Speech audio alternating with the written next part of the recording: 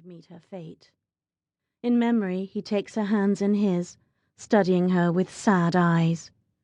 Rodrigo is twice her age, handsome and fit in the prime of his life, and he doesn't like sending a young sister away as a piece on a playing field. He murmurs words of sorrow, words that hang in Sandalia's mind even now, for all that she's tried to forget them. She is a princess of Asandia and did not, does not, will not need the prince's apologies.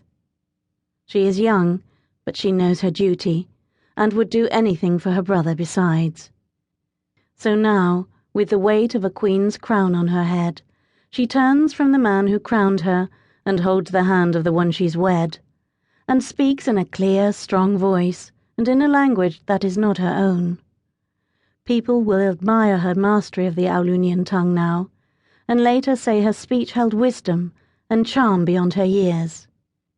I stand before you now a queen, and beside my husband as protector of our faith. Lagnac is like my child to me, and I will not see it fall beneath Reformation rule. I will be mother to this brave northern country, and mother to its heir, standing beside my lord until God finds it fit to help us all shake off the law that has been so cruelly brought down upon us. I have received the blessing of our beloved church, but now I beg of you to share your own blessings of hearth and home with me. I come from a warm country far to the south. Let me now know the warmth that is Lagnac. All the voices that had babbled in contempt now rise in a furor. Raw, welcoming cheers and stamping feet, tartaned men sending ear-shattering whistles to drive back the sound of rain. They swear fealty, one after the other, while Charles stands at Sandalia's side, distant and polite.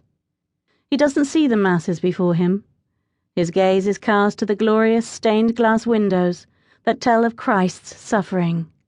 He thinks not of his country's future, but of his own part in the King of Heaven's tale. Sandalia, her absent king at her side, rides the breadth and width of Lagnac all through the winter, chapping her fine skin and accepting dark bread and ale as her nightly meals. She sleeps before the fire in common rooms and learns, poorly, to weave a tartan. But most of all, she learns the laughter of the crude Lagnacan people and learns to share it. In the springtime, she retreats to the capital city of Aghned, insisting she can hardly be expected to bear an heir when she and Charles spend their nights crowded into common rooms with little time to themselves. The people whistle and roar and share ribald winks, all of them more than half in love with the dusky princess from the south, and grant her privacy to tend to the serious business of making a child. 15 months from their wedding date, Charles's story ends in a phlegm-filled fit of coughing, leaving his wife without the rounded belly she's promised her people.